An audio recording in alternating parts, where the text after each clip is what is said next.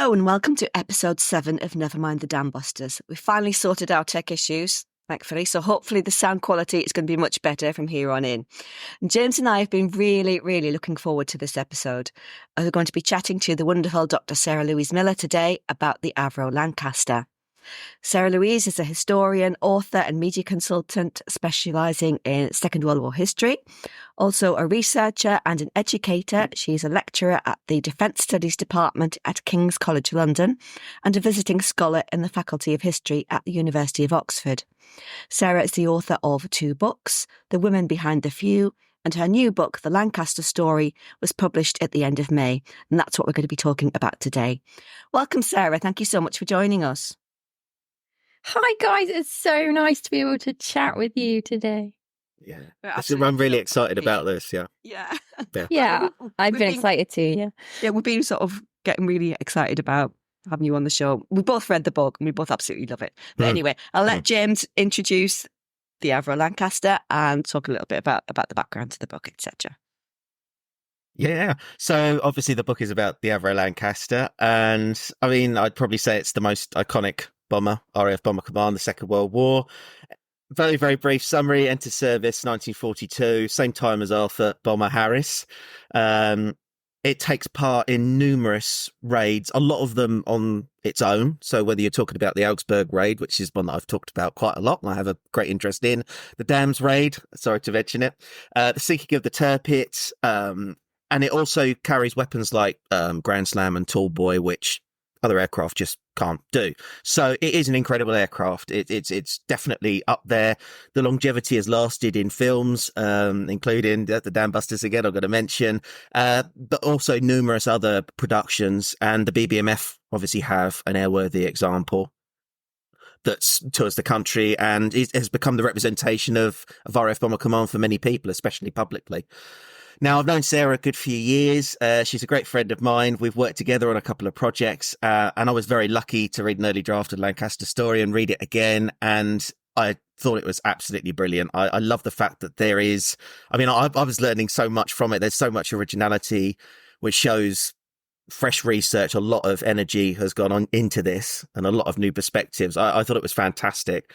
So, Sarah, can you tell us a little bit about your background and your source of interest in the Second World War and also aviation? Yes, thank you so much for that lovely introduction there, James, to the book. And you were one of my go-to people when I thought, who can I get to read this?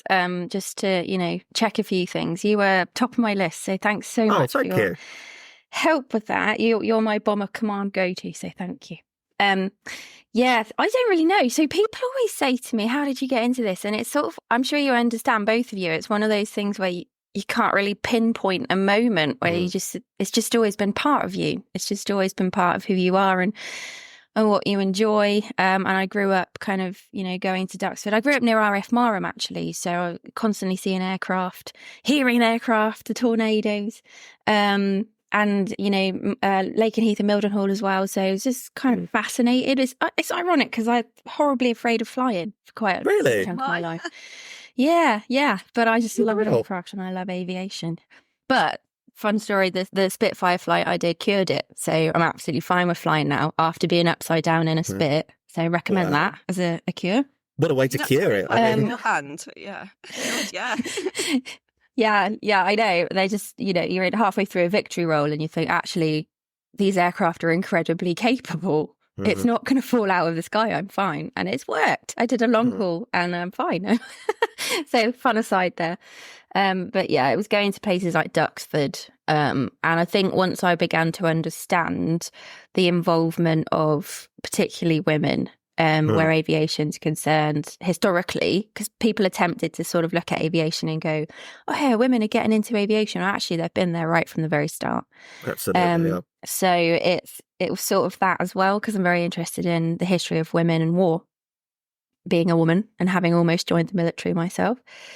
And then, there's just so much that's interesting about the Second World War and about Bomber Command. And I think it's one of those times in history. And my grandmother, she lived through the Blitz. She was a child and I always heard her story. She talked about it like it was the most normal thing ever.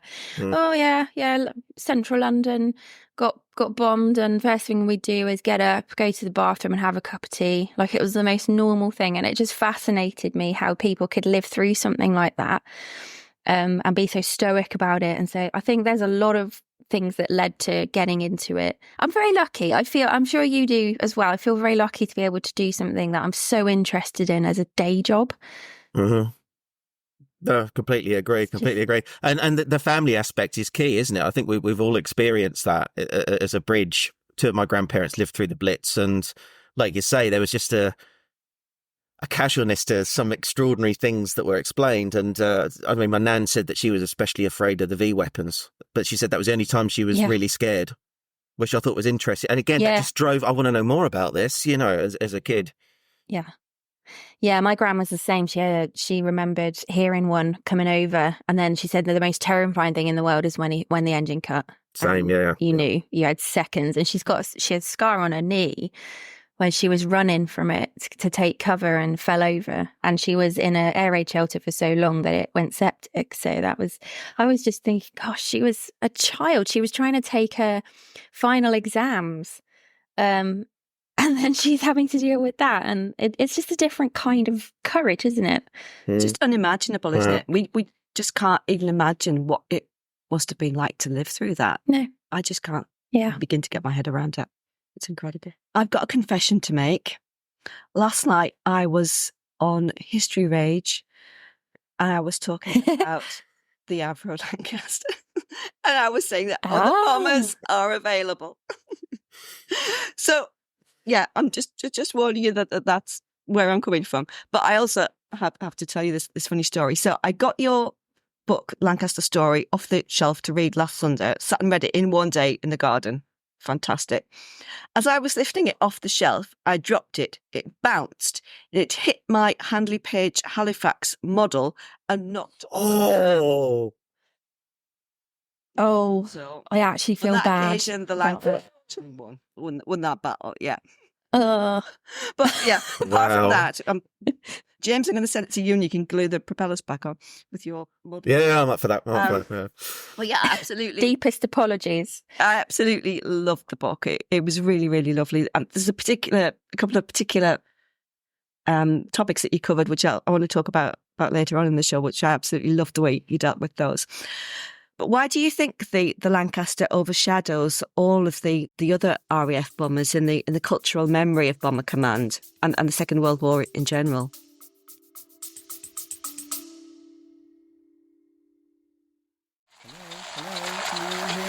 It worked. Hello, there you are. Andrew here, and this is Shandor. Hello. We've got a brand new season of the Family Histories podcast for you with another 7 fascinating guests who'll be telling us about their secretive granny, a brave sailor, a political poet, a merchant seaman, a priestly lover, a resistance member, and a magnificent aunt that they've discovered in their family trees. And did I mention that there's a secret time machine? No, of course I didn't. Anyway, search for the Family Histories podcast after this episode to join us on our trip back in time. Okay, you can switch it off now.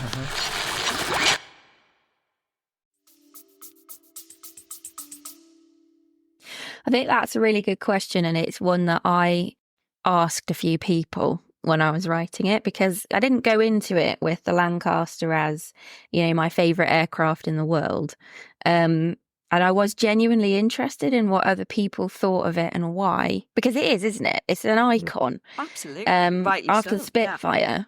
Yeah. And sorry about this, James, but I think, the Hurricane is we know it's the workhorse, is fantastic, but I think it's the Lanc after the Spitfire. If you had to list them in terms of, cultural memory, I don't know what you think, I reckon it would be Spitfire, Lancaster. Yeah. I agree. Definitely. Yeah. Yeah. I think I did wonder that. I did ask people, and I thought, why is that?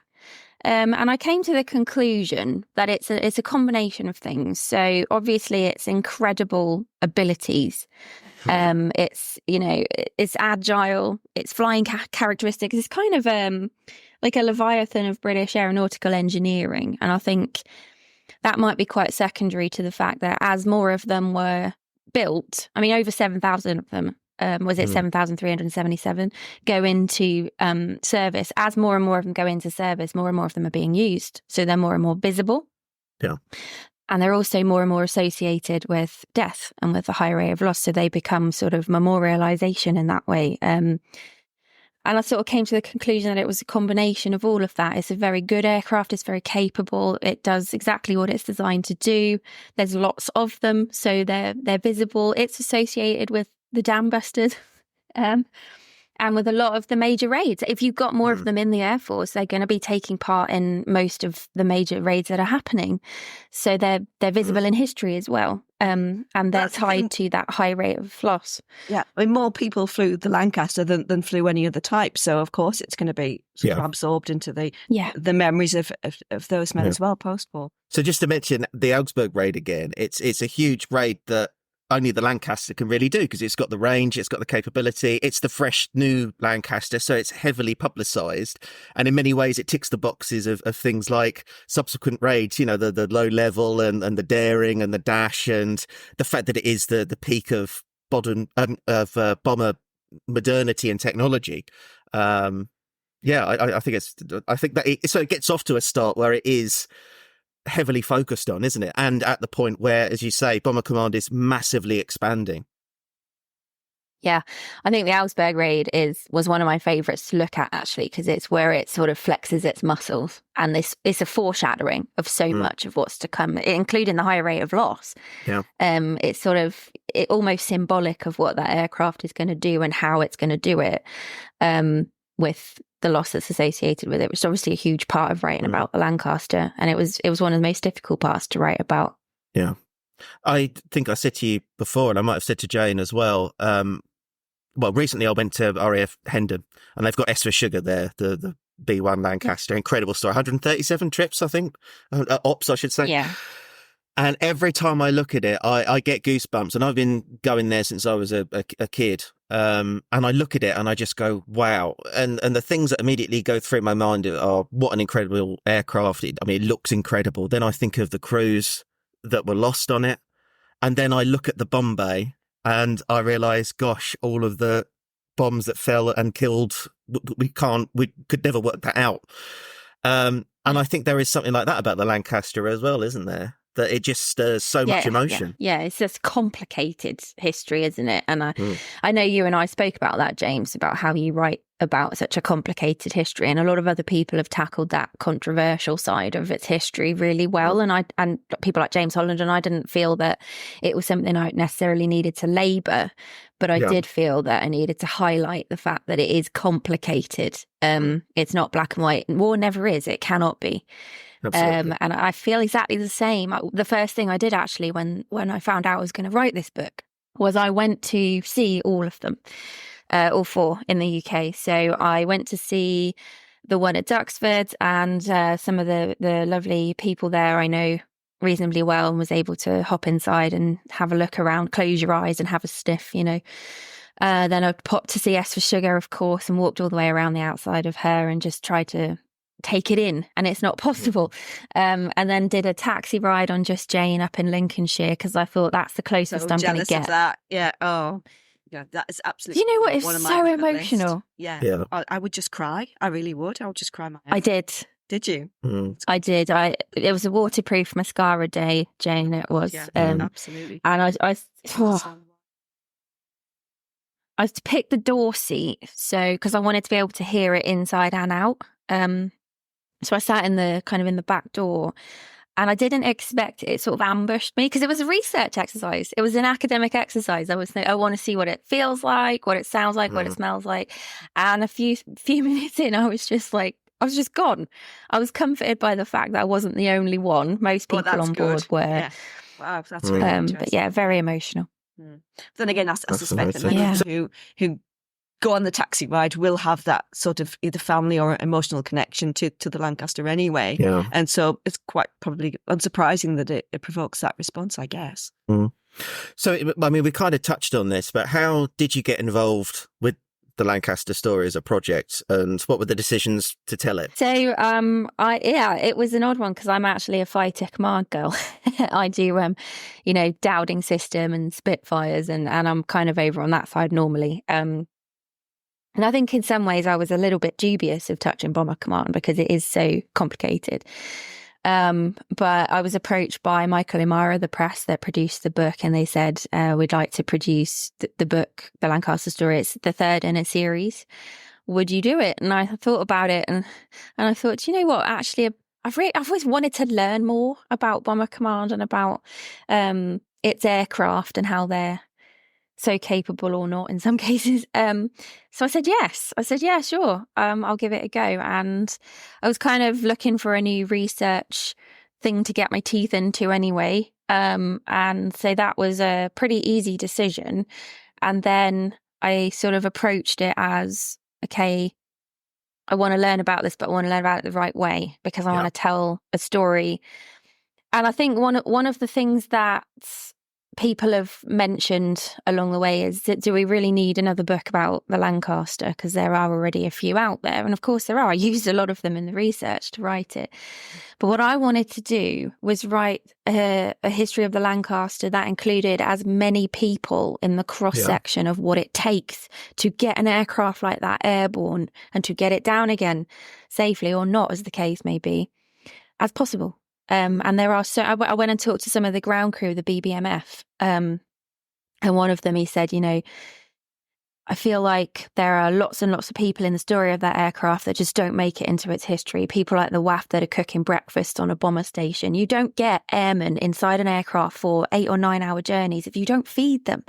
So there were lots of aspects of it that I kind of really wanted to cover that don't always make it into that story. And then obviously, I reckon about 75% of it is from an archive that hasn't ever seen the light of day. So there's a lot of brand new stories in there as well. That's fantastic. Amazing. One of the things I loved about the book was that when I read it, my first thought was, I wish I'd had this book when I was beginning my Bomber Command journey and before I wrote my own book, Above Us the Stars, about Halifax crew, because you just managed to explain the strategic bombing campaign. You managed to explain sort of the development of the aircraft, and also obviously you deal with lots of different operations, and it's like a complete arc, if you like. And I found that really, really helpful as a reader. And I just thought, yeah, this was the book that I wish I'd read at the outset. But how did you go about sort of researching it and looking for angles which perhaps hadn't been covered before? Now, I particularly enjoyed the later chapters on Operations MANNA and EXODUS, which I suspect a lot of people won't be familiar with, and I loved the way that you dealt with those. Well, thank you. That's really kind. I that's kind of exactly what I wanted to do, to be honest, because we've said it's got a complicated history, and I think there is a tendency to get quite sort of stuck on that. And of course, we have to spend a lot of time remembering the exact nuances of what this aircraft did. We do, and a lot of that is quite unpleasant. But when I spoke to a couple of veterans, we talked about bombing raids they'd been on, but then we talked about MANNA and EXODUS, and they changed when they were talking about it. So they developed this sort of almost a twinkle. That's what my gran would call it, a twinkle, where they sort of like sat up a bit and became quite animated and said, oh, of course, the best thing we ever did was MANNA or EXODUS, and talked about it like it was, they said it was the best part of our war, getting to do something so good after doing something that, was so tricky. Yeah. And that they knew was complicated and heavy. And it was kind of the way that they spoke about it, like they remembered it for the rest of their lives in such a joyous way. And I thought, that's the part of it we don't associate, isn't it? Joy. Yeah, exactly. And, saving people from death rather than inflicting it. So I thought, that's really interesting. I want to look into that. And I think this book was one of the most difficult things I've ever done in terms of it being a massive emotional roller coaster, which I didn't see coming. I should have, but I found that there were so many days where I would just be literally sobbing because I just read a last letter home from a 19-year-old airman whose family have given me permission to put it in the book. And that, I don't need to tell you how emotionally difficult things like that are. And then the next day you'll be, laughing your head off because one of them has ridden a 4,000-pound bomb like a pony to get out to the airfield on the back of a tractor being pulled by a WAAF. And it's that emotional roller coaster, but MANNA and EXODUS took that to an extreme. So reading about, the experiences of the Dutch people literally dropping dead in the street because they're hungry and they have nothing to eat. And then the RAF bring these supplies in and they're so grateful. And that picture in the book, it's the Dutch had spelled out, "Thank you, boys," in empty food sacks. That really got me. Yeah, absolutely. Yeah. For days. I was crying about that for days. I'm not ashamed to admit that. Because it's that human element, isn't it?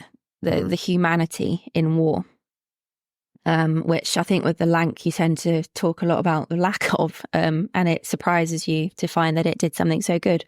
Yeah. I'm particularly interested in EXODUS because one of my uncle's crew mates was actually killed in the Lancaster crash, bringing airmen out from bringing the soldiers back from the Far East. They crashed in Libya, I think, on the final leg home. Yeah, and that was in December 1945, and he'd been right through the World War, full tour in a sort of Mark II Halifax in 43, 44, then sort of doing various other things as well. And then he was killed in December 45, and it was just heartbreaking, really. EXODUS. Actually, EXODUS was one of my favourite parts to write because I got to know a chap at the Imperial War Museum at Duxford because I'm there a lot. It's my second home, basically.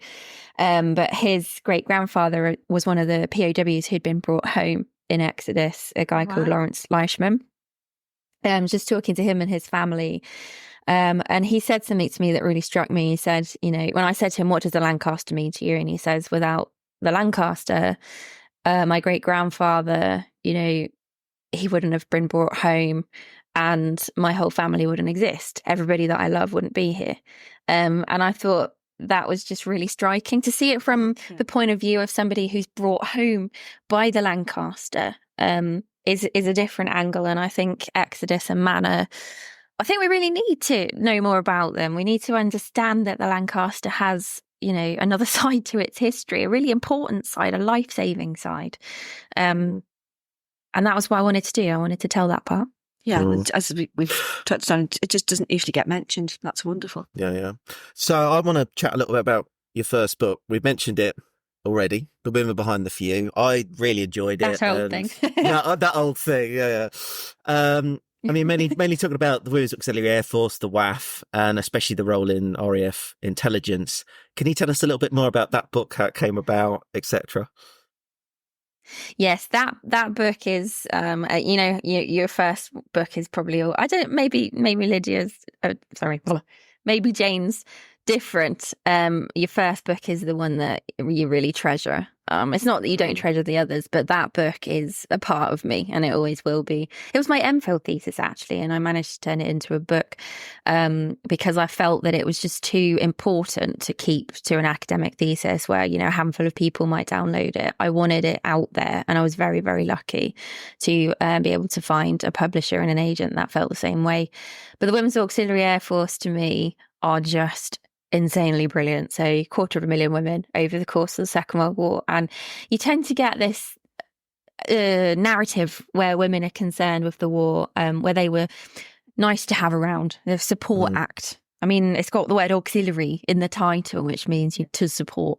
And actually, I'm pretty quick to point out that word needs to be removed and you need to put enabling in instead, because the Royal Air Force cannot do what it does without 250,000 people on the ground helping, and that's the WAAF. And they're not just nice to have around, they're essential. They're vital to the RAF's operations. And that's the same with Bomber Command. So Bomber Command does feature in The Women Behind the Few. I reckon it might actually have been my favourite section to write, the Bomber Command section on the WAAF, because you get people like Faye Gillen. everybody knows who Guy Gibson is. Of course they do. And the Dam Busters. But what they don't know is that Guy's right-hand person was a woman by the name of Faye Gillan, his intelligence officer. She's the one he wheels out to placate farmers when they're upset that their cows aren't making milk anymore because the dam busters are flying at 60 feet.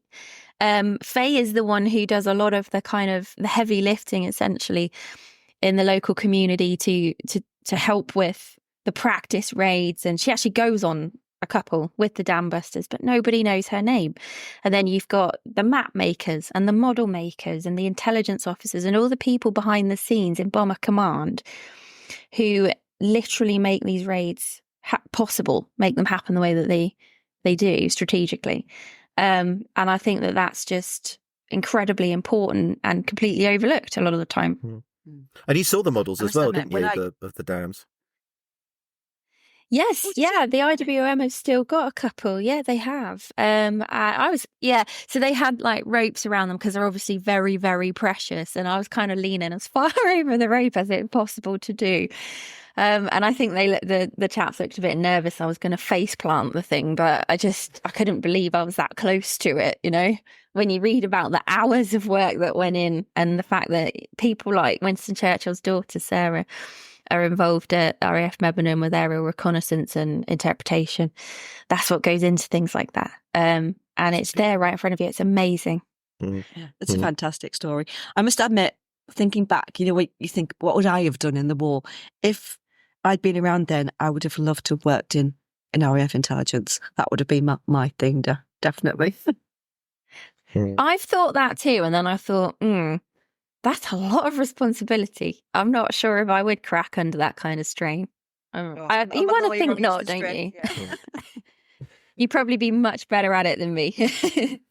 No, I was just going to say that what you said about the WAAF and the representation of women, absolutely vital. And you use the dam busters there as an example. You look at the film, all they're there is making tea, or you've got a nagging wife telling Barnes Wallace he's wasting his time and he should, I mean, I think that narrative is still there as well. So your book is really important in going, hang on a second, bam, these stories.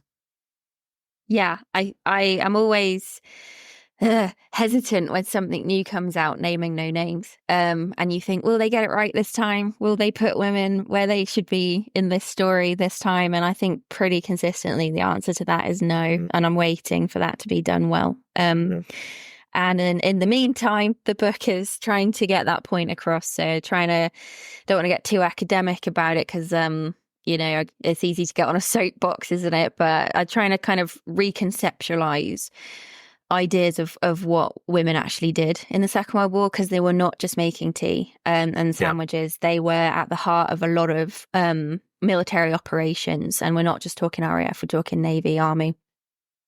Whatever our military was doing, they were always there behind the scenes. They just haven't been seen. That's why the book is called The Women Behind the Few. They're behind them in the sense that they are, enabling them to do what they do, but they're behind them because they're hidden behind them in historical memory. And I'm trying to pull them out and reconceptualize their role. They're not support workers and leave it there. Of course, they offer a huge amount of support, but they are vital, they're critical, and without them things wouldn't have gone the way that they did. And the Battle of Britain is a very good example of that with the Dowding system. I think we touched on this as well in our second episode with Dan Ellen from the University of Lincoln, when we were talking about the role of ground crew, but also of the women on bases. Dan was very, very keen to sort of emphasise what an important role that they played in the functioning of a bomber base and basically how it just couldn't operate without them. And I think that's something which so often gets overlooked. Yeah, Dan was also one of my first ports of call. He's fantastic. And I got up to the IBCC.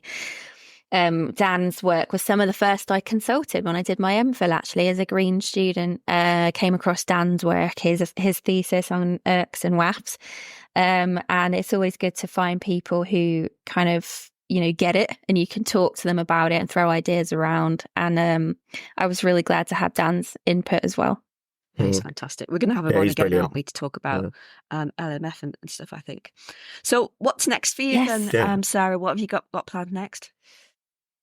I would really like a rest, but that's not on the horizon, which is fine because I get bored easily. But I've got my next one on the go, which is due for submission next year. It's Hawaii's Women at War. So I was out at the Pearl Harbor Aviation Museum in Hawaii a few years ago, and then again at Easter this year, which is brilliant. It's a brilliant museum, and they had a fantastic exhibition on women in Pearl Harbor. Because that's another thing. It's another piece of history where you just don't look at it and think about women when actually they are completely present, and the Battle of Midway and a lot of what happens in the Pacific. So I thought, okay, let's have a go at putting them back. So I'm doing Hawaii's Women at War with Pegasus Books, and that is kind of the story of how women in Hawaii contributed to the war effort out there, because Hawaii is very interesting because it's a piece of essentially Allied territory that is directly at risk. So the mainland United States is not in the same position where Hawaii, like Britain, is an island surrounded by threat. So you've got women, Native Hawaiian women, some are American women, and then a lot of Southeast Asian. So there's also the fact that we don't tend to see women of colour in a lot of histories. So I'm really excited about that book because it's recovering, hopefully, a lot of what's missing and shouldn't be. That sounds absolutely brilliant. Fantastic. And gosh, very excited. I could go to Hawaii for a research trip. Yeah, that sounds fun. It was quite fun. It was quite fun filling in the funding forms at work when they were like, "So this is a research trip, right?" And I was like, "Well, yeah, I can't guarantee there won't be surfing, but." Brilliant. Well, I think we'll wrap up there. And Sarah, that was absolutely fantastic, fascinating stuff. Folks, get the book. And also Women Behind the Few. If you haven't got that, get that as well. The Lancaster story, as I say, it's got something for everyone. If you're brand new to the topic, I think it's a fantastic introduction. It's also great for full-on nerds like myself. I learned lots, and there are some brilliant stories. I love the human perspective. As I said earlier, there's been some really fresh original research in this. And thank you again so much, Sarah, for being on the pod. Jane, what have we got in our next episode? Thanks, Sarah. That was absolutely fantastic. In our next episode, we're going to be chatting to Dr. Megan Kelleher and Rob Cooper from the RAF Museum about some of the Bomber Command aircraft and their care, and also about how we commemorate and remember Bomber Command. And coming up, we've also got Professor Alan Alport chatting about area bombing and Arthur Harris. That's an absolutely cracking episode, isn't it? It's fantastic. Fascinating. And we're also going to be doing a special, rather unusual episode, one which we've been asked to do by lots of people, and that is dedicated to how to research your Bomber Command ancestor. So quite looking forward to that one. So you can follow us on Twitter at RAF Bomber Pod. You can find me at LydiaJane13, James at James J History, but details of all of our social links are on the show notes. Please leave a review or a star rating wherever you get your podcasts, and you can support our work by becoming a paid subscriber from just £2.50 a month at nevermindthedambusters.buzzsprout.com. Supporters get invitations to recording sessions where you can witness the chaos for yourself and the chance to put questions to the team. Thank you all so much for listening, and we will see you again next time.